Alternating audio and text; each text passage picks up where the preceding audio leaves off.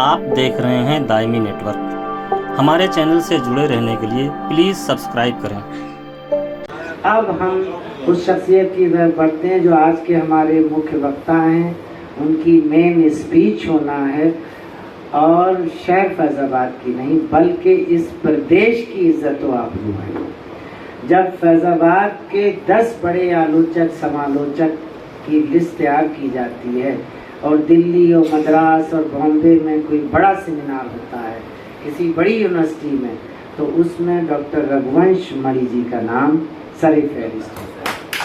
आप अवध यूनिवर्सिटी के अंग्रेजी के सबसे सीनियर प्रोफेसर हैं और आप देखिए कि अंग्रेजी के प्रोफेसर होते हुए हिंदी में उन्होंने इतनी महारत हासिल कर रखी है कि हिंदी की कई किताबों के राइटर। मैं चाहता हूँ कि आली जनाब प्रोफेसर डॉक्टर रघुवंश मणि जोरदार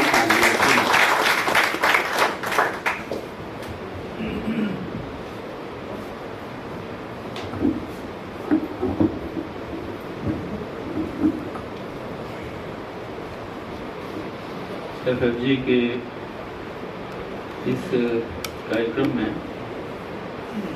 मंच पर बैठे हुए आदरणीय जफर साहब,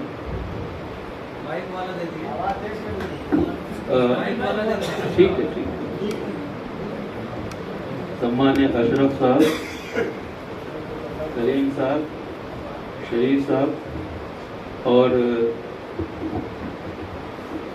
इस कार्यक्रम का संचालन कर रहे मुजम्मिल फिदा साहब, जो कि बहुत से कार्यक्रमों का एकदम जादुई संचालन करते हैं। मेरे सामने बैठे हुए मेरे दो मित्र इरफान साहब और कौकब साहब, जिन्होंने अपना असली नाम भी बताया, खान रफत कयूम साहब, और मेरे सामने बैठे हुए साथियों, एक चीज बार बार मुजम्मिल फिदा साहब कह रहे हैं, वो कह रहे हैं कि मैं सबसे सीनियर हूँ। तो सीनियर का मतलब क्या होता है, ये हमारे सीनियर मित्र समझ रहे होंगे या वे लोग समझ रहे होंगे जो रिटायर हो चुके हैं। इरफान भाई समझ रहे होंगे, कौकब साहब समझ रहे होंगे कि सीनियर का मतलब क्या होता है। सीनियर का मतलब ये होता है कि बहुत सा वक्त गुजर चुका है और अब कम वक्त बचा है।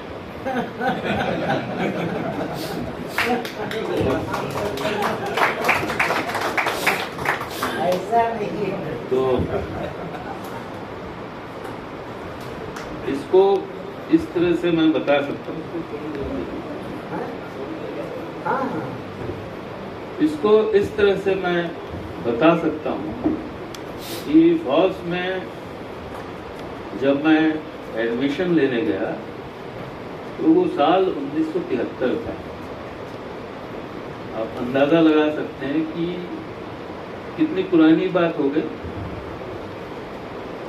और वो जून का महीना था और मेरे कॉलेज में जाने से पहले हमारे चाचा जी वहाँ पढ़ाते थे, जफर साहब जानते होंगे, पंडित पूजी सागर त्रिपाठी जी।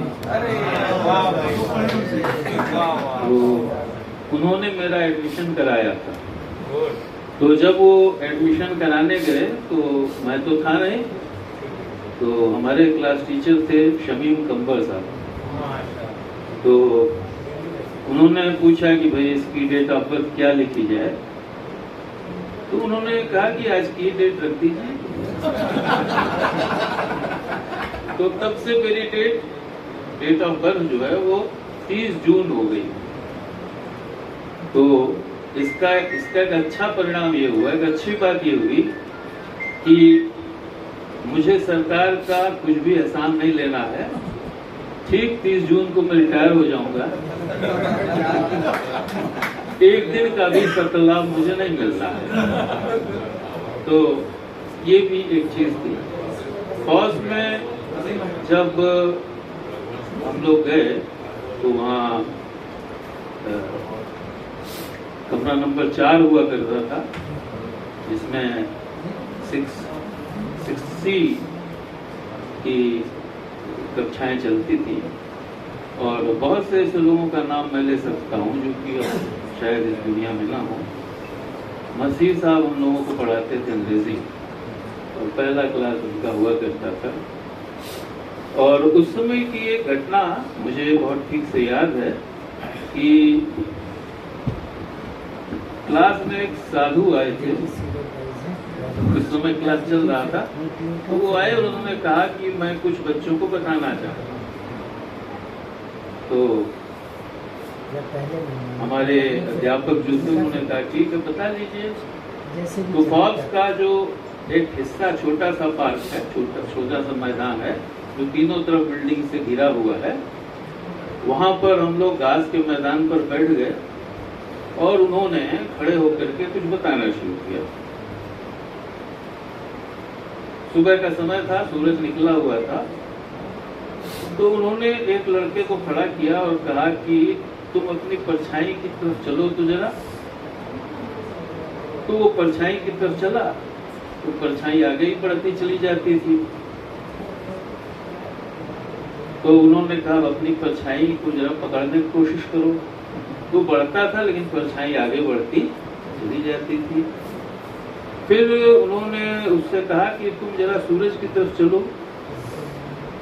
तो वो सूरज की तरफ चलने लगा, तो परछाई उसके पीछे पीछे चल रही थी। तो उन्होंने बताया कि अगर तुम जिंदगी में सच के पीछे चलोगे तो चीजें तुम्हारे पीछे पीछे चलेंगी, और अगर तुम परछाई की तरफ चलोगे तो तुम्हें कुछ नहीं मिलेगा। ये एक बात उन्होंने बताई जो उस समय तो लगा कि तो बड़ी चमत्कार वाली बात उन्होंने कही है, लेकिन ये लगा बाद में कि ये जिंदगी की एक बहुत बड़ी शिक्षा है कि हम सच की तरफ चलें, और अगर हम सच की तरफ चलेंगे तो बहुत सी चीजें समाज में, बहुत सी चीजें जो हमारे चारों तरफ हैं वो ठीक हो सकती हैं। वो जो समय था बिल्कुल दूसरा था। और कौकब भाई इंटर में हम लोगों के साथ थे। फिजिक्स डिपार्टमेंट के सामने जब अपने किस्से और जोक सुनाते थे, दूर दूर तक कह लगते थे। उस दौर में हम लोगों के बहुत ही बढ़िया अध्यापक हुआ करते थे अंग्रेजी के, हम्माद अशरफ साहब, याद होगा कौकब भाई, बहुत शानदार अध्यापक थे। और उन्होंने जो लिटरेचर की समझ हम लोगों में इंटर में पैदा कर दी थी, बाद में वो काफी काम आई। और मैं दावे के साथ कह सकता हूँ कि बहुत से डिग्री कॉलेज के अध्यापक, बहुत से यूनिवर्सिटी के प्रोफेसर के पास उतनी जानकारी नहीं थी जितनी हम्माद साहब के पास थी, हम्माद अशरफ साहब के पास थी। वे पढ़ाते थे तो पूरा क्रिटिसिज्म हम लोगों को समझाते थे, कवियों के बीच तुलना करते थे, तमाम चीजें बताते थे। लेकिन जो सबसे बड़ी बात तो वहाँ हम लोगों ने सीखी वो ये थी कि हम एक दूसरे के साथ किस तरह के संबंध स्थापित करें। जो यहाँ पर लिखा हुआ है ना, ये विषय importance of friendship in life, ये वहाँ हम लोगों ने सीखी, ये बात हम लोगों ने सीखी। और हम लोगों ने इस बात को सीखा, खासतौर से जो हम लोगों के अध्यापक उस समय के थे, चाहे अजीज साहब रहे हों, चाहे हम्माद साहब रहे हों, और के अध्यापक थे, कि ये जो हम लोगों के बीच तफरके हैं, फर्क हैं, इनका कोई मतलब नहीं। और पढ़ने लिखने का सबसे बड़ा मतलब ये होता है कि हम अपने दिमाग को ब्रॉड करें, हम कितना व्यापक दृष्टिकोण रख सकते हैं, कितनी ज्यादा चीजें हम अपने दिमाग में रख सकते हैं।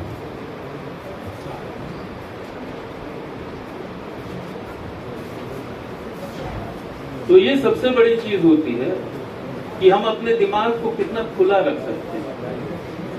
आजकल जब बातें की जाती हैं तो बड़ी ही सीमाएं बांध करके हम लोग बात करते हैं कि ये साहब हमारा है, ये हमारा नहीं है, ये इंडियन है, ये हिंदू है, ये फला है, ये धमाक है, ये चीजें कही जाती हैं। लेकिन जो बहुत बड़ी बात ये है कि हमारा जो लिटरेचर है, हमारे जो बड़े बड़े विचारक हैं, हमारे जो बड़े बड़े सोचने समझने वाले लोग हैं, उन्होंने तो हमको यही बताया है कि हमें अपने दिमाग को बहुत ब्रॉड रखना चाहिए और हमारा जो ज्ञान है वो ऐसा होना चाहिए जिसमें दुनिया की सभी चीजें समा सकें। उदाहरण के लिए वेदों में एक सूत्र आता है, एक सूक्त है, आनो भद्रा क्रतुओ यन्तु विश्वतः। इसका मतलब ये होता है कि पूरी दुनिया से जो किरणें हैं, किरणों का मतलब ज्ञान की किरणें, पूरी दुनिया से जो ज्ञान की किरणें हैं वो हम तक पहुंचे, वो हमारे पास आवे। यानी दुनिया भर में जो कुछ भी हो रहा है, दुनिया भर में जो कुछ ज्ञान है, उस ज्ञान को हम आत्मसात करें, वो हम तक पहुंचे। ये एक बहुत बड़ी चीज है। अभी अभी एक हमारे बहुत बड़े वैज्ञानिक हैं, नार्लिकर साहब, उनका निधन हुआ है। मुझे उनसे मिलने का मौका शिमला में मिला, जहां वे एक व्याख्यान देने के लिए आए थे और मैं भी वहां पर एसोसिएट के रूप में था, 3 महीने के लिए गया हुआ था। वो कॉस्मोलॉजी के बहुत बड़े विद्वान थे। कॉस्मोलॉजी का मतलब ये जो पूरा अंतरिक्ष है, कैसे बना, क्या हुआ, इन चीजों के जानकार थे।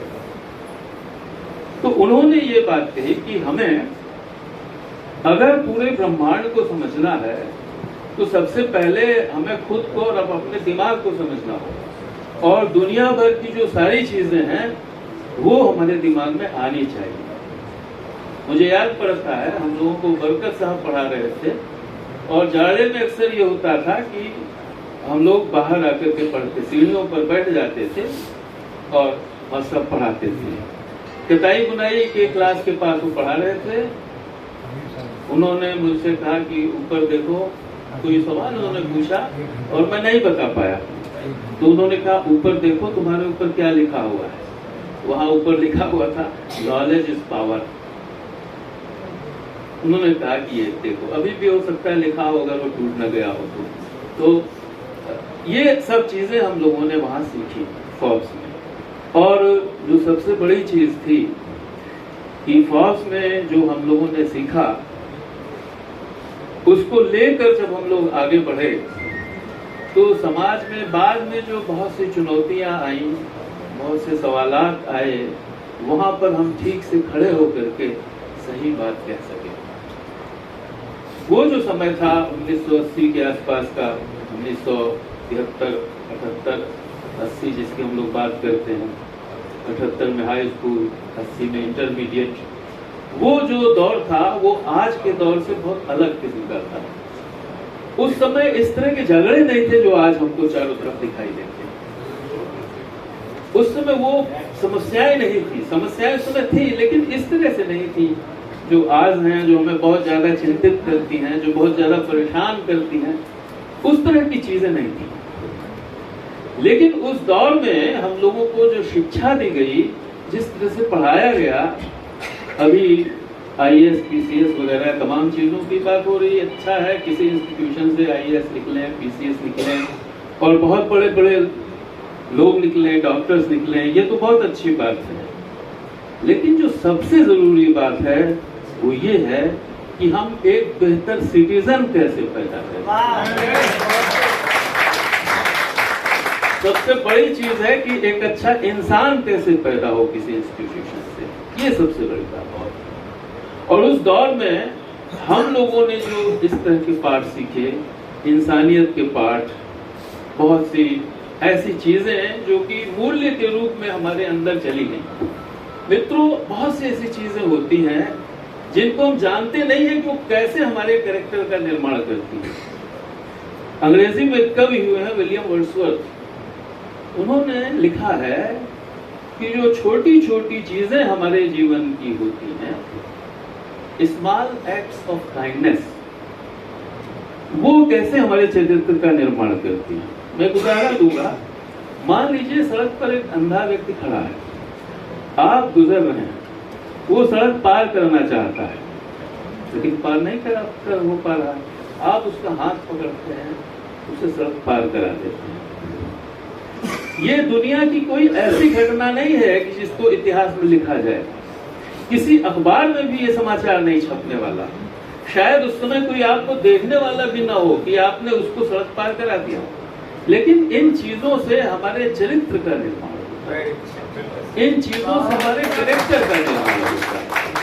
और ये वो चीजें हैं जो हमें सच्चा आदमी बनाती है।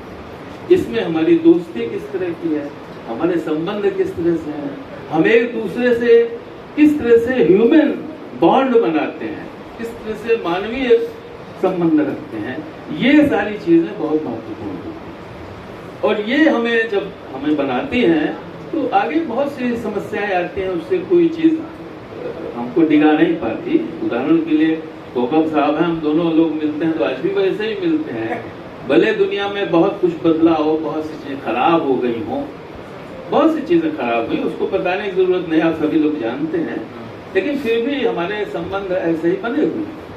बाद में जब मैंने कुछ पुस्तकें लिखी तो एक बार मैं बस खाली गया और वहां मैंने सोचा कि अपने गुरु हम्माद अशरफ साहब से मिलूं। तो जब मिला तो मैंने उनको अपनी पुस्तकें भेंट की, तो बहुत खुश हुए और उन्होंने उसको थोड़ा बहुत पलटा। तो उन्होंने कहा कि you are a secular writer. तो हमने कहा सर आपने जो सिखाया था, जो पढ़ाया था वही है इसके अलावा क्या हो सकता है। तो इस तरह से बहुत सी चीजें ऐसी हैं जो हम इंस्टीट्यूशन से सीखते हैं।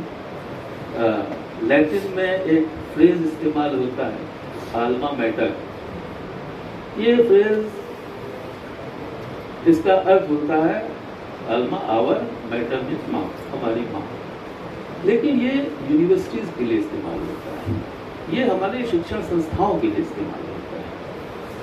तो ये जो शिक्षण संस्थाएं होती हैं, फॉर्ब सेंट्रल कॉलेज है, वो हमारी माँ के समान, जहां पर हमने बहुत सी चीजें सीखी। हम अपनी माँ के साथ रहते हैं और बहुत सी चीजें ऐसे सीखते हैं जिसके बारे में हम जानते ही नहीं है कि हमने सीख लिया, लेकिन वो हम सीख लेते हैं। ऐसा ही इंस्टीट्यूशंस के साथ होता है। अक्सर इंस्टीट्यूशंस में हम लोग हंसी मजाक और ये सारी चीजें करते हैं, लेकिन उसके माध्यम से भी हम बहुत सी चीजें सीखते हैं, बहुत सी बातें जानते हैं और वो चीजें बहुत महत्वपूर्ण हैं। तो सबसे जरूरी बात ये होती है कि किसी भी शिक्षण संस्थान में, चाहे वो कैसा भी शिक्षण संस्थान हो, उसका माहौल कैसा है, कैसे लोग हैं, कैसे अध्यापक हैं और विद्यार्थियों को, छात्रों को किस तरह की शिक्षाएं मिल रही हैं, किस तरह की बातें वो सीख ले रहे हैं। तो इस अर्थ में मैं समझता हूँ कि ये जो हमारा इंस्टीट्यूशन है फॉर्ब सेंट्रल कॉलेज, उसका मैं हमेशा ऐसा आनंद रहूँगा। मैं बता नहीं सकता कि इस चीज़ को मैं कैसे कहूँ, क्योंकि जो चीज़ें सीखी गई वहाँ पर वो ऐसी थी जो बुरे समय में भी काम आई, खराब समय में भी काम आई और हम उसके साथ लगातार आगे बढ़ते रहे। लगातार बहुत सी चीज़ें आई जिनका भी मुकाबला हमने किया। जैसे अक्सर ये कहा जाता है कि भाई ये सेकुलरिज्म ये होता है, सेकुलरिज्म की ये डिफिनीशन है, धर्मनिरपेक्षता क्या है। लोग अलग अलग तरह से बताते हैं कि सभी धर्मों का सम्मान करना ये धर्मनिरपेक्षता है, वैज्ञानिकता धर्मनिरपेक्षता है, लौकिकता धर्मनिरपेक्षता है, ये सेकुलरिज्म है, वो सेकुलरिज्म है।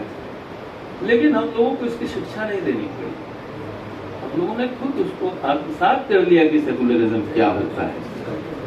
और इसका कारण ये इंस्टीट्यूशन है जिसने हम लोगों को बहुत सी चीज़ें बिना बताए ही सिखा दी। तो मित्रों, आज का दिन जो है वो बहुत ही महत्वपूर्ण है।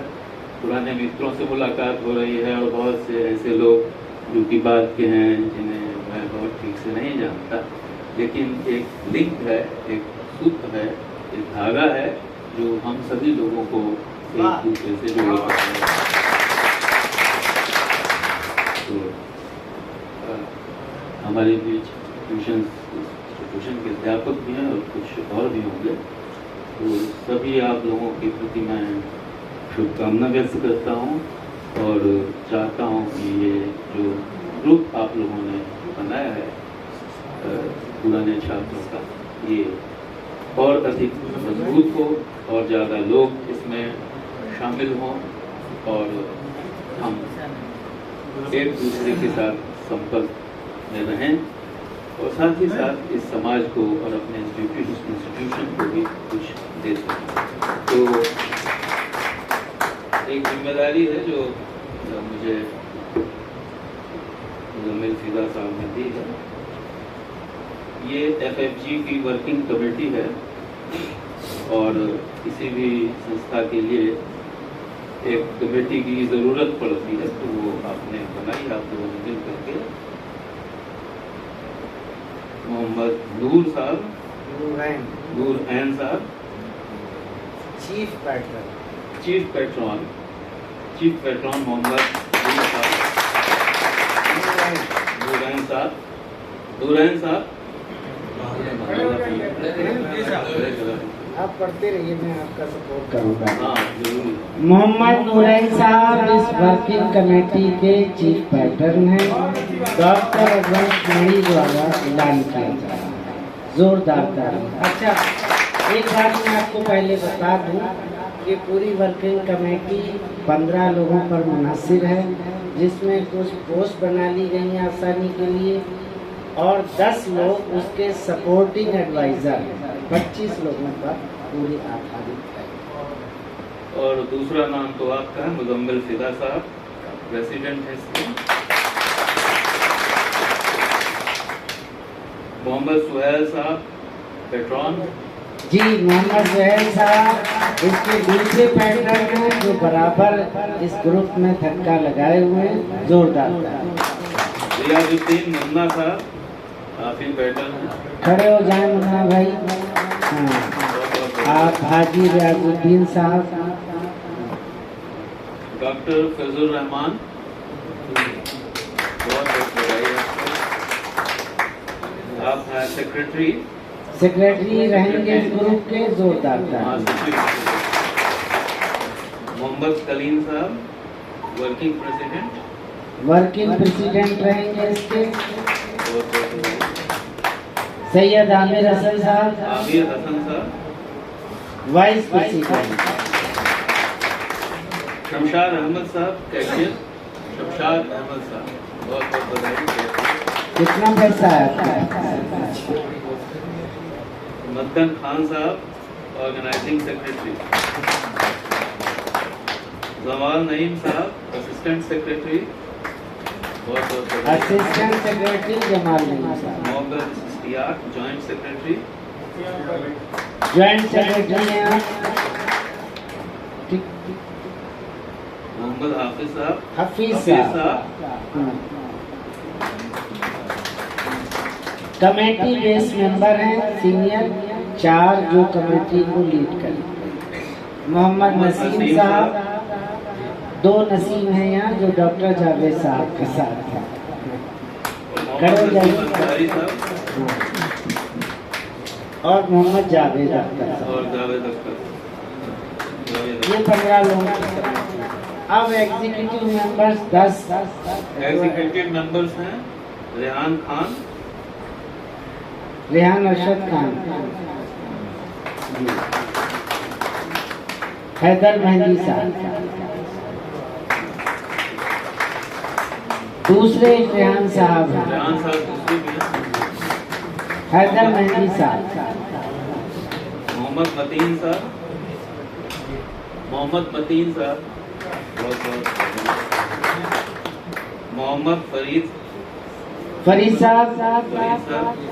आप भी उसी। मोहम्मद वसीम साहब लखनऊ से हैं।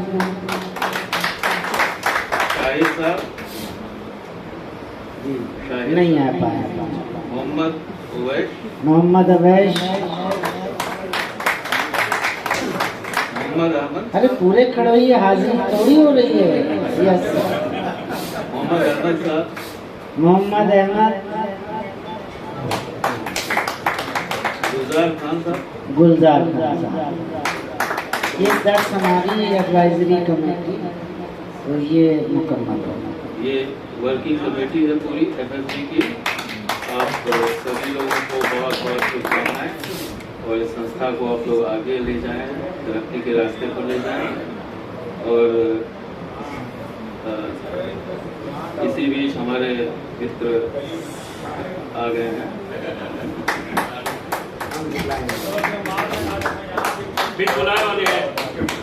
नहीं, ये आप नहीं कह सकते। डॉक्टर कोकब साहब बताइए, रात को 1:30 बजे मैंने आपसे व्हाट्सएप नंबर मांगा, तो आप समझिए कि 1-1:30 बजे किन लोगों से बात होती है। तो एडवोकेट मंसूर साहब, खूबसूरत इजाफा हुआ है। आप फैजाबाद बार एसोसिएशन, जो इस पूर्वांचल की सबसे बड़ी और सबसे मजबूत बार है, उसके सेक्रेटरी रहे। जोरदार ताली। और मेरे ख्याल से बहुत मजबूत और कामयाब सेक्रेटरी रहे। फार्स के एक्स स्टूडेंट भी आप हैं।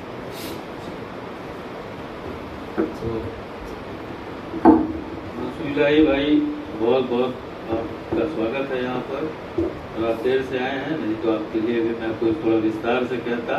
इंतजार, बहुत बहुत शुक्रिया आप सभी लोगों को, बहुत बहुत बधाई।